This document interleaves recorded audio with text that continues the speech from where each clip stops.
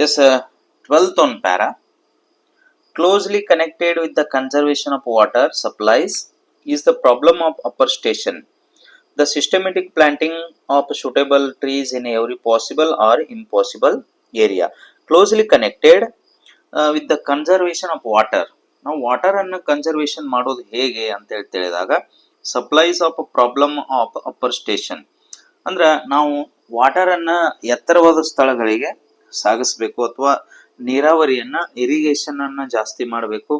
Next one the systematic planting suitable trees. We plant suitable trees planted.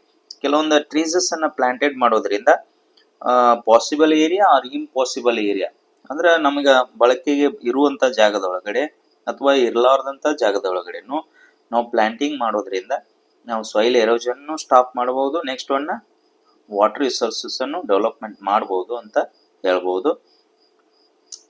And the development of what one can call civilised forest. Civilised forest means this is A very important question. Man made forest ಅಂತ ನಾವು ಕರಿತೀವಿ. ಅಂದ್ರೆ ನಾವೇ ಮನುಷ್ಯರು ನಿರ್ಮಾಣ ಮಾಡಿದಂತ ಫಾರೆಸ್ಟಿಗೆ civilised forest ಅಂತ ನಾವು ಕರಿತೀವಿ. ಅವು ತಾವಾಗಿ ಕ್ರಿಯೇಟ್ ಆಗಿರುವಂತವು ಅವು ಸ್ಕರ್ಬ್ ಜಂಗಲ್ ಅಥವಾ natural jungles or natural forest ಅಂತ ಕರೆಯುವಂಥದ್ದು. ಈ man made or civilised forest ಅನ್ನ ಕ್ರಿಯೇಟ್ ಮಾಡೋದ್ರಿಂದ ನಾವು ವಾಟರ್ ರಿಸೋರ್ಸಸ್ ಅನ್ನ ಹೆಚ್ಚು ಮಾಡಬಹುದು. as a distinguished from wild and untamed jungles. As a distinguish in a wild animals and untamed jungles also is one of the most urgent needs of India. ಇದು ಬಹಳ ಮುಖ್ಯವಾಗಿರುವಂಥದ್ದು. ಇದು urgent ಆಗಿ ಇಂಡಿಯಾಕ್ಕೆ ಬೇಕಾಗಿರುವಂಥದ್ದು. Jungles ಅನ್ನ create ಮಾಡೋದು, next one wild animals ಅನ್ನ ಜಾಸ್ತಿ ಮಾಡೋದು, ಇದು ಇಂಪಾರ್ಟೆಂಟ್ ಅಂತ ಹೇಳ್ಬೋದು. Such plantation would directly and indirectly prove a source of untold wealth to the country. They would check soil erosion and conserve the rainfall of the country from blowing away to waste. Yes, a scrub jungle or civilized forest create ಮಾಡೋದ್ರಿಂದ soil erosion stop ಮಾಡಬಹುದು. Next one rainfall water conserve ಮಾಡಬಹುದು, collect ಮಾಡ್ಕೊಂಡು ಇಟ್ಕೋಬಹುದು.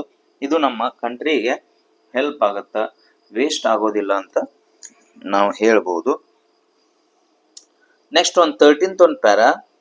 The measures necessary to control the movement of water and conserve the supplies of it can also serve subsidiary purposes of a value of the life of the countryside. This is a measures necessary control of a movement of water. Conservation water, this is a development our countryside or our villages. ನಮ್ಮ villages ಅನ್ನ development ಮಾಡಬಹುದು. Next by far the cheapest form for international transport also. ನಾವು international transport ಅನ್ನ cheap ಮಾಡ್ಕೋಬಹುದು. ಈಗ ನಾವು ನೋಡಿರೋದ್ರಿಂದ ಕೆಲವೊಂದು ಈಗ ವಾಟರ್ ವೇ ಅಂತೇಳಿ ನಾವು ಕರಿತೀವಿ. ಆ ವಾಟರ್ ವೇ ಅನ್ನ ಟ್ರಾನ್ಸ್ಪೋರ್ಟ್ ಕ್ರಿಯೇಟ್ ಮಾಡೋದ್ರಿಂದ ನಾವು ಚೀಪೆಸ್ಟ್ ಟ್ರಾನ್ಸ್ಪೋರ್ಟ್ ಅಂತೇಳಿ ನಾವು ಕರಿಬಹುದು. So we uses boats, barrages through canals and rivers. ನಾವು ಸಟ್ಲೇಜ್ ಕಾಲುವೆ ಅಂತೇಳಿ ಹೇಳ್ತೀವಿ, ಎಸ್ಪೆಷಲಿ ಯುರೋಪಿಯನ್ ಕಂಟ್ರಿ ಒಳಗಡೆ ಇರುವಂಥದ್ದು. ಅಲ್ಲಿ ಏನಾಗಿದೆ ಅಂತಂದ್ರೆ ಈ ವಾಟರ್ ವೇ ಮುಖಾಂತರನ ಅವರು ಎಕ್ಸ್ಪೋರ್ಟ್ ಇಂಪೋರ್ಟ್ ಮಾಡ್ಕೊಳ್ಳುವಂಥದ್ದು. ಯಾಕಂತಂದ್ರೆ ಅದು ಚೀಪ್ ಎಕ್ಸ್ಪೋರ್ಟ್ ಇಂಪೋರ್ಟ್ ಅಂತೇಳಿ ನಾವು ಹೇಳ್ಬೋದು. ಸರ್ವಿಸ್ ದೃಷ್ಟಿಯಿಂದ ನೋಡಿದ್ರೆ, ಟ್ರಾನ್ಸ್ಪೋರ್ಟ್ ದೃಷ್ಟಿಯಿಂದ ಅದು ಚೀಪ್ ಆಗುತ್ತೆ ಅಂತ ಹೇಳಬಹುದು. Next one canals and rivers. We hear much about programmes of rail and road construction.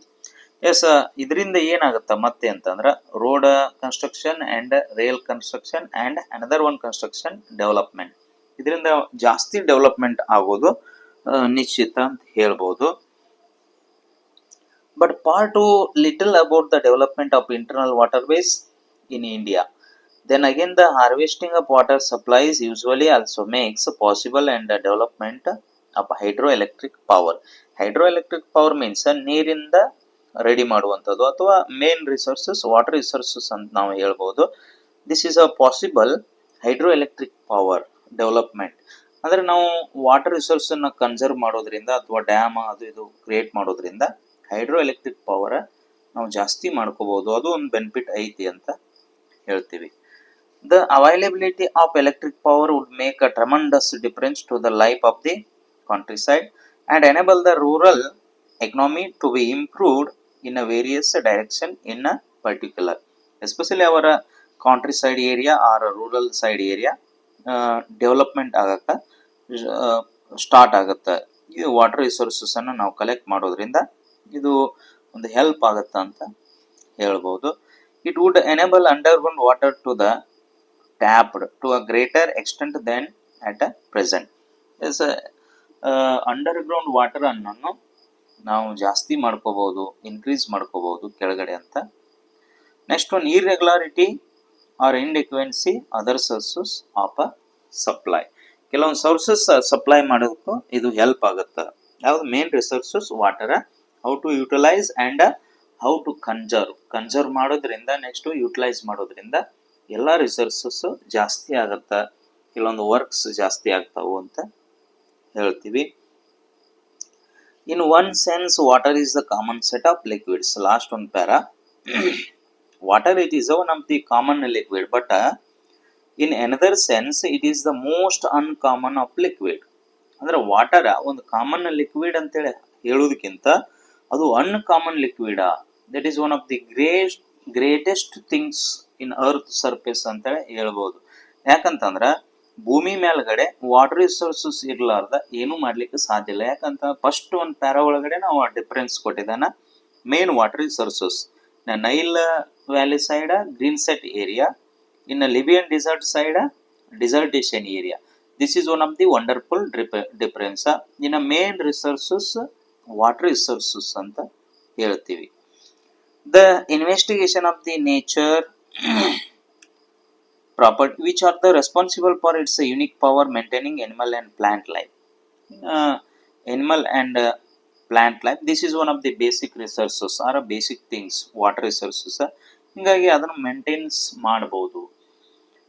The investigation of the nature and properties of water is therefore of the highest scientific interest and is far from an exhausted field of research. Yes, this is one second one lesson. ಇಲ್ಲಿಗೆ second one lesson ಮುಕ್ತಾಯ ಆಯಿತು. ಇದರೊಳಗಡೆ 2 marks ಬರ್ಬೋದು. Next one long questions ಇಲ್ಲಿ ಬರ್ಬೋದು. ಹೀಗಾಗಿ ಇದು ತುಂಬ ಇಂಪಾರ್ಟೆಂಟ್ ಲೆಸನ್ಸ್ ಅಂತ ಹೇಳ್ತೀವಿ. That is elixir of life written by C V Ramanna.